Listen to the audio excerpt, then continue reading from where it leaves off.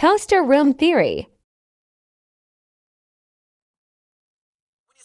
Post-it textures, you actually realize that there are three phases to the post-it notes. One that's barely legible, another where the spelling and drawing improve slightly, and the final where they become nearly perfect. It looks like someone is trying to learn how to write and draw, slowly getting better over time. And it all begins here with a note written in binary. When you first enter the room, there's a cardboard box in the middle, which, if I were to guess, is steel wool trying to draw our attention to the most important post-it clues in what otherwise is a very crowded and busy-looking room. On it, we get this binary string, which translates to "why is I?" That's it. The grammar, I think, is intentionally bad because this is a computer coming into consciousness, asking the question, why am I alive? And doing it written in binary, the language of machines, computers, robots. Elsewhere in the room is more binary that translates to hide. Whatever this thing is, it's scared and it's confused. It hides until it can better understand what or who it's meant to be. The other illegible Phase 1 notes here are random flashing thoughts, the sky, kids,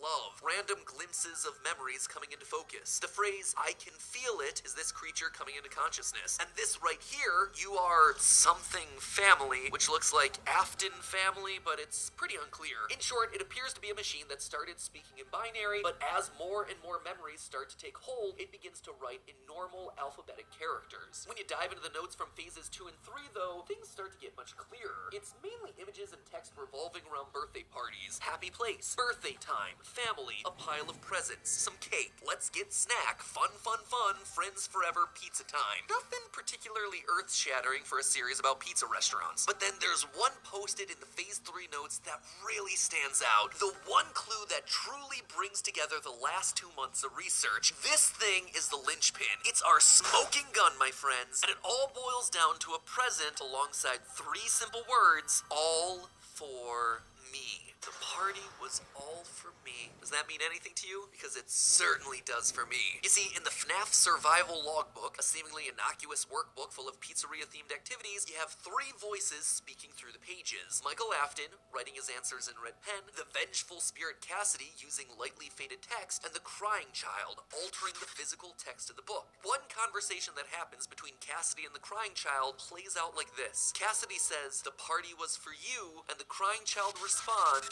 "It was for me. All for me." Suddenly, all the party imagery makes sense. The balloons, the cake, the kids. This is the bite victim, the crying child, coming into consciousness and remembering the birthday party that took his life. And using this context, suddenly everything in these notes takes on a whole new meaning. In the first phase of notes, we see a crudely drawn house with a set of arrows pointing towards what looks to be a strange set of doors.